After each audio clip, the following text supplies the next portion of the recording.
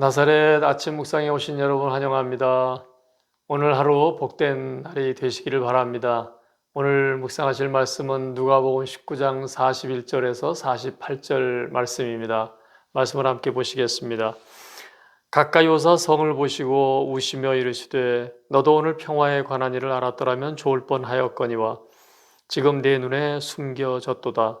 날이 이를지라 내 원수들이 토둔을 쌓고 너를 둘러 사면으로 가두고 또 너와 및 그 가운데 있는 네 자식들을 땅에 메어치며 돌 하나도 돌 위에 남기지 아니하리니 이는 내가 보살핌 받는 날을 알지 못함을 인함이니라 하시니라.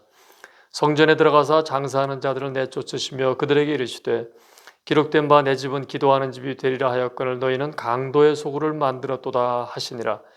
예수께서 날마다 성전에서 가르치시니 대제사장들과 서기관들과 백성의 지도자들이 그를 죽이려고 꾀하되 백성이 다 그에게 귀를 기울여 들으므로 어찌할 방도를 찾지 못하였더라. 아멘. 예수님은 예루살렘 성을 보시면서 우셨습니다. 예루살렘에 닥칠 재난을 아시기 때문이죠. 주 70년의 로마의 디도 장군이 이끌고 온 군사들에 의해서 예루살렘은 초토화됩니다. 지금 42절에 말씀하신 대로 내 눈에 숨겨졌도다 라는 말씀하십니다. 숨겨져 있어서 알지 못하기 때문에 지금 안일하게 있지만 앞으로 닥칠 재난은 너무도 끔찍한 재난입니다. 예수님은 평화라는 말씀을 하시는데 너도 오늘 평화에 관한 일을 알았더라면 좋았을 텐데 평화에 관한 일을 알았더라면 좋았을 텐데 이 평화라는 단어 앞에 38절에 많은 사람들이 예수님을 환영하면서 하늘에는 평화라고 외쳤습니다. 하늘에는 평화, 하나님은 평화의 하나님. 이스라엘 백성들을 이집트에서 건져주시고 자유와 평화를 주신 하나님. 우리에게 평화를 주기를 기뻐하시는 하나님. 완전한 평화를 갖고 계신 하나님이신데 하나님께서 자유와 평화를 주셨지만 그 평화를 계속 누리지를 못하는 것이 우리 사람들입니다. 그 중요한 이유가 하나님의 뜻을 거스르기 때문이죠. 그리고 하나님께서 주의 종도 선지자를 통해서 돌아오라고 많이 말씀을 하시지만은 그 길을 버리지 못하고 고집할 때에 결국 주어졌던 자유와 평화를 잃고 마는 참 안타까운 일입니다. 하나님께서는 이 인간 사회에 있는 이 자유와 평화에 궁극적으로 되지 않는 문제를 해결해 주시기 위해서 하나님의 아들을 이 땅에 평화의 왕으로 보내셨습니다. 그런데 선지자들을 배척하던 그들은 하나님의 아들마저도 받아들이지 않습니다. 그로 인해서 징벌이 임하게 되었습니다. 그 징벌의 날이 오게 되면 원수들이 예루살렘을 포위하고 그리고 무참하게 공격하게 될 것입니다. 그로 인해서 영광스럽고 자랑스럽게 여기던 그 예루살렘 성전과 성이 돌 위에 돌 하나도 남기지 않고 무너지게 될 것이다 라는 안타까운 말씀입니다. 예수님은 44절 끝에 왜 그런 고통이 오느냐 하는 원인을 말씀하시는데 이렇게 말씀하셨습니다. 이는 내가 보살핌 받는 날을 알지 못하기 때문이다. 보살핌 받는 날을 알지 못하기 때문에 그런 재난이 온다. 무슨 말씀일까요? 이 보살핌 받는 날이라는 그 의미가 하나님께서 구원하시기 위해서 오시는 때라는 해석이 있습니다. 하나님께서 그 암탉이 병아리를 품듯이 이렇게 품으시려고 하시고 보살피시려고 하시고 그러는데 모르기 때문에 하나님으로부터 멀어진다는 것입니다. 마치 동물, 그 유기동물들 구조하려고 할 때에 그 동물은 그걸 알지 못하니까 오히려 도망갑니다. 우리 사람들이 하나님의 그 평화에 대해서 하나님의 주시는 것에 대해서 보살핌에 그것에 대해서 모르니까 오히려 자기가 또 그것을 추구하려고 하지만 오히려 더 어렵게 되는 일들이 있게 되는 것입니다.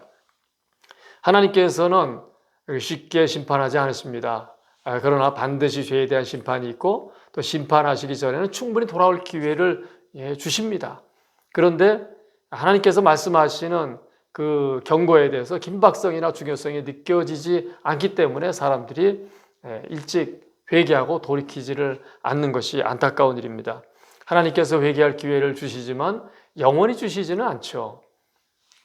그래서 우리 사람들의 입장에서는 잘못된 길을 깨닫는 것이 은혜고 복이고 또 깨달아졌을 때에 미루지 않고 바로 뉘우치고 회개하고 돌이키면 그것이 곧 큰 복이 되는 줄 믿습니다. 히브리서 3장에 이와 관련된 말씀이 있습니다. 오늘 너희가 그의 음성을 듣거든 광야에서 그 시험할 때에 하나님을 거역하던 것처럼 마음을 완고하게 하지 말라고 권면합니다. 마음을 완고하게 하기 때문에 듣지 않는다는 것이죠. 이어서 히브리서 3장 9절 이하에 보면 열조가 하나님을 많이 시험했다. 하나님의 행사를 보면서도 계속 하나님을 시험했다는 것입니다. 그래서 하나님께서 말씀하시길 내가 이 세대에게 노하여 그들이 항상 마음이 미혹되어 내 길을 알지 못한다 라고 하나님이 안타까워하시고 그 다음에 하나님께서 화가 나셔서 진노하시며 하시는 말씀이 그들은 내 안식에 들어오지 못할 것이다 라고 말씀하십니다. 하나님 백성으로서 하나님의 안식에 들어가지 못한다. 이것보다 더 큰 재앙이 어디 있겠습니까? 성경은 이런 기록들을 우리가 거울로 삼아야 된다고 권면하십니다.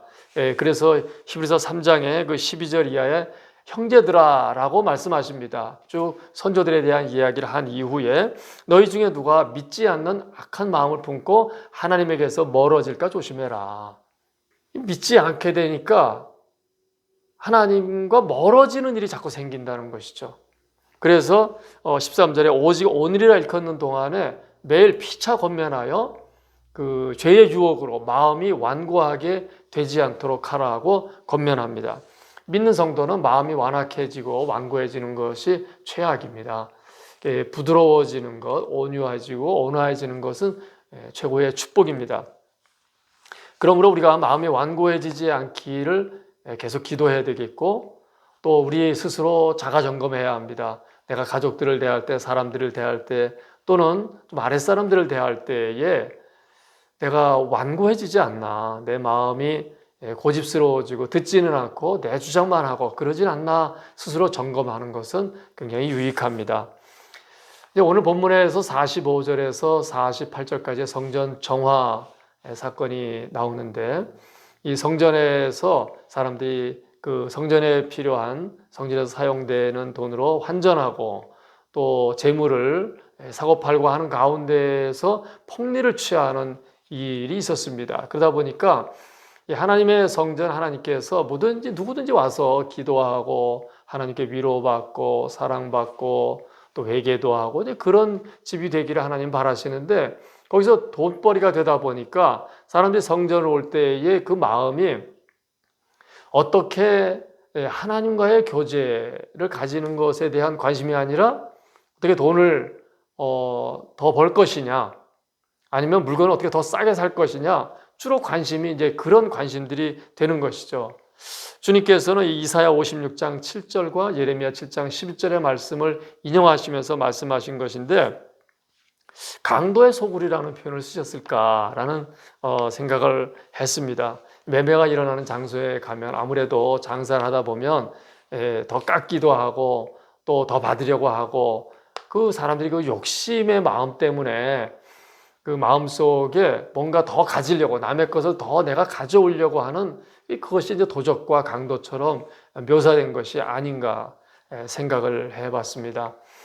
오늘날 우리가 가장 그 축복된 장소가 되어야 할 가정과 교회 또 우리 일터가 은혜로운 장소, 그 축복의 장소가 되면 좋겠는데 살다 보면 그렇지 않죠.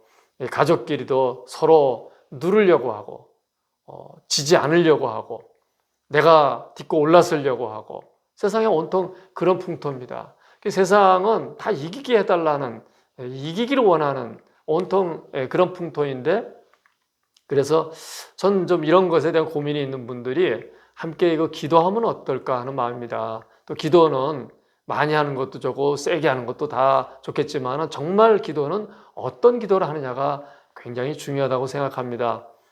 하나님, 제가 이기게 해주세요. 남을 다 누를 수 있게 해주세요. 그런 마음을 가지고 그런 목표를 가지고 산다면 마음에 평화가 있을까요? 또 뺏길까 봐 불안하고 질까 봐 불안하고 근심 걱정이 있지 않겠습니까? 그러나 비록 많지는 않아도 우리가 주겠다, 내가 져주겠다, 베풀겠다, 이제 그런 마음을 가지고 주님 그럴 수 있는 힘을 달라고 기도하면 그게 주님의 마음이고 또 주님의 가신 길을 우리가 따라가는 길이 된다고 생각합니다. 마치 밤에 야광탄이 터져서 보이듯이 그런 기도를 하면 주님의 마음에 들고 주님의 눈에 쏙 드는 그런 기도가 되지 않을까 생각합니다. 마지막으로 우리가 가정이나 교회나 우리 주변을 그렇게 아름다운 장소로 만들길 원하는 마음이 있다면 내 마음이 먼저 그렇게 되는 것이 중요하겠죠. 그래서 주여 제 마음이 강도의 소울 같은 그 욕심으로 가득한 이기심과 내 중심으로 가득한 그런 마음이 되지 않도록 좀 도와주시고 붙잡아 주십시오. 그래서 제 마음에 그 기도의 집과 같은 평화의 집과 같은 그런 마음이 이루어지기를 원합니다. 성령님 제 안에 충만하여 주시어서 제가 넉넉하게 그렇게 사람들에게 져줄 수 있는, 우리가 물론 마귀한테는 지면 안 되죠.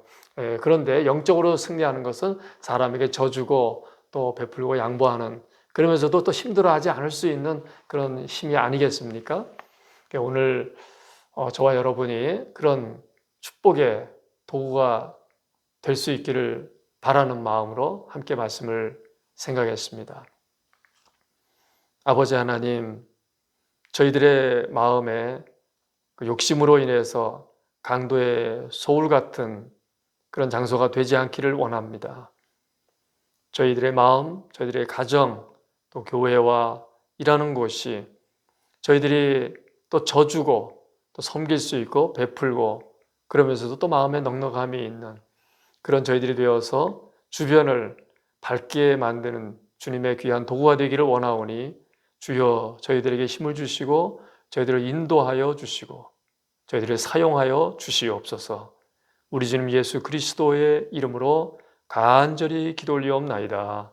아멘.